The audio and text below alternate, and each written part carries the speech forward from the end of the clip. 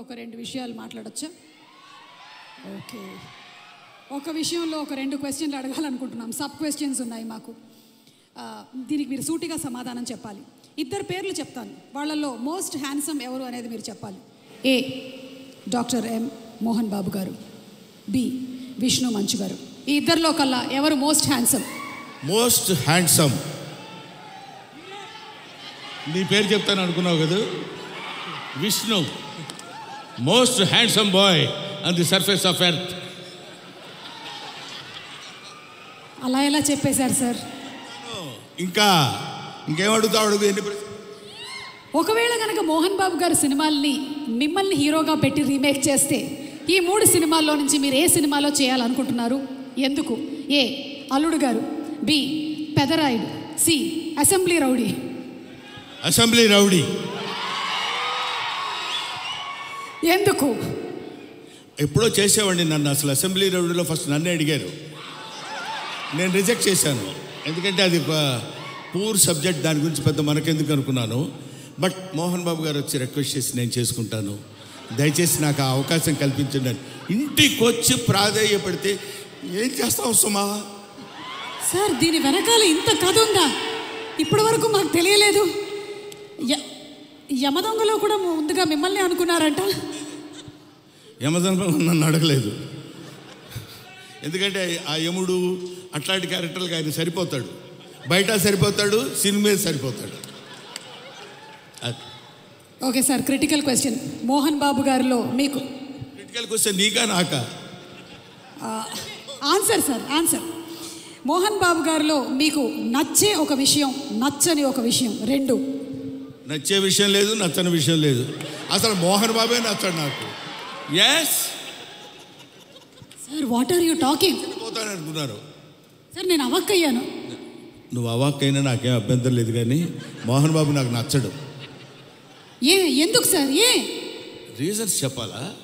ఒకటే, 2, 1,00,000, కోటే? వదిలే తల్లి, ఇప్పుడు అట్లాంటి విషయాన్ని అడగొద్దు. ఓకే, సో బ్రహ్మానందం గారు మరికొద్దిసేపట్లో స్టేజ్ మీదకి వస్తారు, ఇంకాసేపు ఇక్కడే ఉంటారు కాబట్టి ఇంత చెప్పిన తర్వాత ఇక్కడ ఉండడం కొంచెం కష్టం అంటారా? అయిపోవడం, వెళ్ళిపోవడం అంతే. ఓకే, మరి ఇంకా ఆలస్యం చేయకుండా మా హాస్య బ్రహ్మ, ఇందాక ఆయన చెప్పినవన్నీ సరదాగానే ఆయనకు మోహన్ బాబు గారు అంటే చాలా ఇష్టం. ఎస్, ఒక మహానటుడిని ఇష్టపడిన వాళ్ళు ఎవరు ఉంటారమ్మా? అంటే నేను ఒకసారి మోహన్ బాబు గారిని కూడా అడుగుదాం అనుకుంటున్నాను, ఆయన ఏం చెప్పాలనుకుంటున్నారో. ఇందాక మీరు చెప్పింది సార్, ఇందాక బ్రహ్మానందం గారు చెప్పిన దాని గురించి మీ స్పందన తెలుసుకోవాలనుకుంటున్నాం. బ్రహ్మానందం ఏం చెప్పినా కరెక్టే. అంతేనంటారా సార్? అతనికి ఎదురు చెప్పడం నాకు ఇష్టం లేదు. I love him. అంటే బ్రహ్మానందం గారు పెద్ద డాన్ అంటారా? నేను భయపడుతూ ఉంటాను.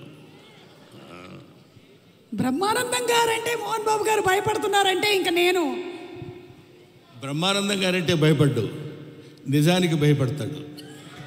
బ్రహ్మానందం అంటే నిజం, నిజం అంటే బ్రహ్మానందం. కాబట్టి మరి ఇక ఆలస్యం చేయకుండా మా Hasya Brahma, the Guinness book of world record holder, అలాగే పద్మశ్రీ అవార్డీ బ్రహ్మానందం గారిని సాధారణంగా వేదిక మీదకి రావాల్సిన గారి అన్నాడు కన్నప్ప.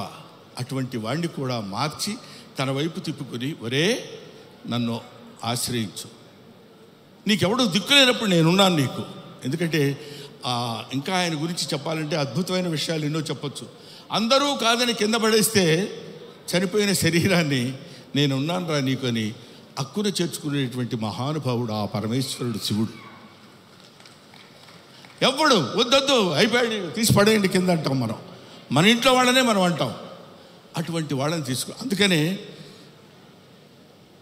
దాన్ని ఏమంటారంటే అధికుడని అధముడని నరుని దృష్టిలోనే భేదాలు, శివుని దృష్టిలో అంతా సమానులే.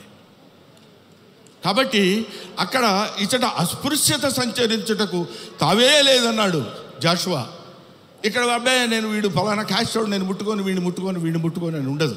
ఇటువంటి శివతత్వాన్ని మన వాళ్ళ వరకు, మన 2 రాష్ట్రాల వరకు అని కాకుండా యావత్ భారతదేశంలో ఉన్నటువంటి ఈ ఎవడు శివుడు అంటే ఇంకా ఎంతసేపు అయినా మాట్లాడతాను. కాకపోతే సుమ లక్కీగా ఇక్కడ లేదు. కాబట్టి ఎందుకంటే మీ అమ్మా నాన్న ఎవరంటే ఫలానా అని చెప్తాం, వాళ్ళ అమ్మా నాన్న ఎవరంటే ఫలానా వాళ్ళని చెప్తాం, వాళ్ళ అమ్మా నాన్న అని చెప్తాం. అలా వెళితే అసలు మీ అమ్మా నాన్నలు ఎవరంటే వాగర్ధావివ సంపృక్తవు వాగర్ధ ప్రతిపత్తయే జగతః పితరవు వందే పార్వతీ పరమేశ్వరవు.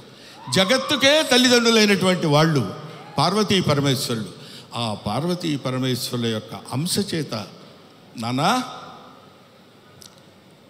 ఇది క్రిమి సాలెపురుగు, దీనికి మోక్షాన్ని ఇచ్చాడు. అది కీటకం పాము, దానికి మోక్షాన్ని ఇచ్చాడు. అది జంతువు ఏనుగు, దానికి మోక్షాన్ని ఇచ్చాడు. నాగరికత లేనటువంటి మనిషి, అడవి మనిషి, వాడికి మోక్షాన్ని ఇచ్చిందే కాకుండా శ్రీశైల మహాక్షేత్రంలో తన శిరస్సు మీద పెట్టుకున్నాడు. అదిగో కన్నప్ప గుడి అని మనం చూస్తాం. అంతటి ప్రాతిష్ఠ్యం కలిగినటువంటి ఈ అద్భుతమైనటువంటి కావ్యాన్ని చిత్రీకరించాలనేటువంటి ఆలోచన మోహన్ బాబు గారి కలగటం, ఇది అందరికీ పంచాలి. ఈ శివతత్వం అందరికీ తెలియాలి, ఈ భక్తితత్వం అందరికీ తెలియాలంటున్నారు. కాబట్టి మహాత్ములైనటువంటి వాళ్ళకి, మహానుభావులైనటువంటి వాళ్ళకి, జ్ఞానులైనటువంటి వాళ్ళకి, జ్ఞానమే అజ్ఞానం అనుకునేటువంటి వాళ్ళకి, అజ్ఞానమే జ్ఞానం అని కూడా పరిగణించుకునే వాళ్ళందరికీ శిరస్సు వంచి వయసులో మీ అందరికంటే పెద్దవాడైనా నమస్కరించి మిమ్మల్ని కోరుకునేది ఏంటంటే శివతత్వాన్ని సంబంధించిన ఈ సినిమాని ఎవరూ అడ్డుకోవద్దు. మీ అందరి సినిమా చూడమని కూడా నేను చెప్పట్లేదు, అడ్డుకోవద్దు. చూసిన తర్వాత ఆహా, ఇందాక ఆ మ్యూజిక్ డైరెక్టర్ ఉన్నాడు, శివుడికి కులం ఏంటండి? శివుడికి కులం ఏంటి? క్రిస్టియన్ ఫ్యామిలీ నుంచి వచ్చినటువంటి వ్యక్తి స్టీఫెన్సన్. మ్యూజిక్ డైరెక్టర్ పేరు ఏంటండి? స్టీఫై. ఆయన శివతత్వాన్ని గురించిన సినిమా గురించి అంత అద్భుతమైనటువంటి భక్తితత్వంలోకి తీసుకెళ్ళటం అనేటువంటి ఆలోచన, ఇవన్నీ they are all picked. Sarath Kumar, లేకపోతే ఒక ముఖేష్ ఋషి, ఒక మోహన్ లాల్, వీళ్ళందరినీ, అక్షయ్ కుమార్ లాంటి వాళ్ళని పట్టుకుని వీళ్ళు వీళ్ళు వీళ్ళు ఉండాలని ఆలోచన అతనికి ఎలా కలిగిందంటే, ఇది ఏది మనం చేసింది కాదు, ఈ కన్నప్ప సినిమా అనేటువంటిది ఒక అద్భుతమైనటువంటి, ఒక the greatest adventurous film on the surface of earth. కాబట్టి భూమి మీద ఉన్నటువంటి ప్రతి వాళ్ళు, ముఖ్యంగా కుర్రకారు, భక్తితత్వాన్ని అంటే ఏంటో తెలియనటువంటి వాళ్ళు. ఎందుకంటే నేను ఏదో ఒక విషయంలో మాట్లాడుతూ, భక్తి అంటే ఏంటంటే వెళ్ళిపోయి దండాలు పెట్టుకుని పూజలు చేసేసి మంత్రాలు చదివేసి అని, అది తప్పులేదు, అది వాళ్ళ నమ్మకం కావచ్చు. కానీ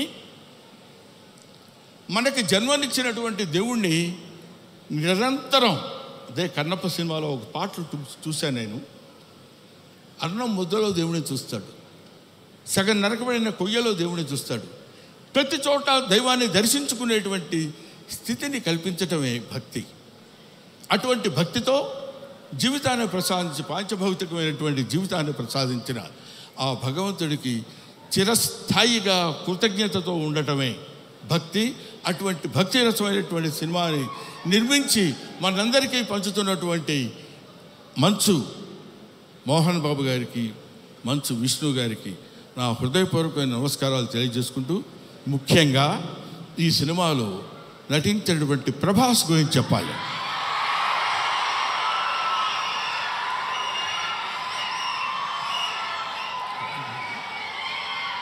ప్రభాస్ అంటే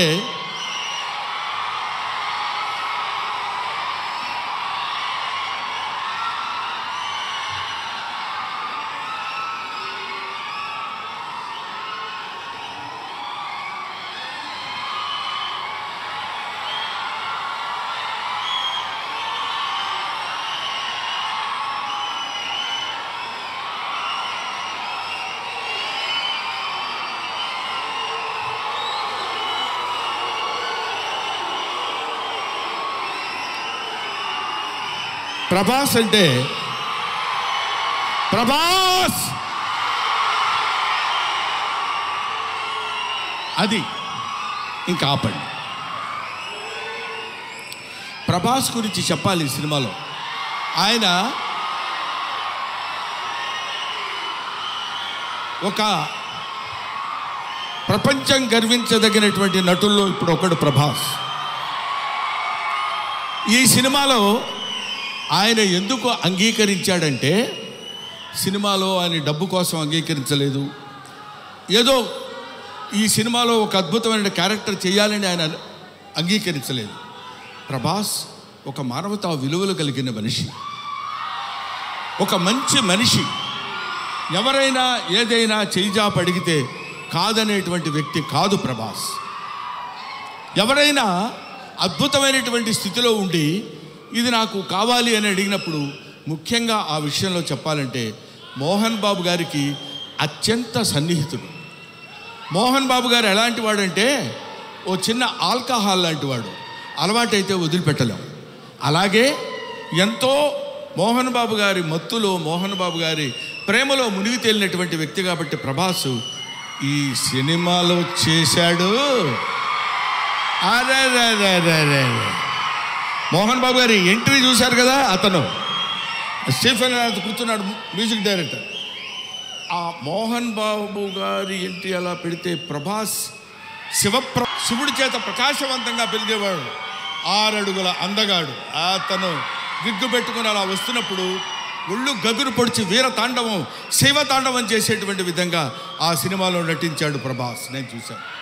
ఆహా, ఇది కదా సినిమా, ఇది కదా శైవభక్తి, ఇది కదా దైవభక్తి అని నిరూపించేటువంటి సినిమా. ఇటువంటి సినిమాలు మనం చూడాలి, మన పిల్లల చేత చూడించాలి. మన భక్తి రసాన్ని భారతదేశంలో పెంపొందించే విధంగా చేయాలని మనస్ఫూర్తిగా కోరుకుంటూ, ఓం నమో పార్వతీపతయే, హర హర మహాదేవ, శంభో శంకర. హర హర మహాదేవ, శంభో శంకర. అందరి స్పీచ్లు అయ్యేంత వరకు బ్రహ్మానందం గారు ఇక్కడే ఉండవలసిందిగా రిక్వెస్ట్ చేస్తూ మేము ఈరోజు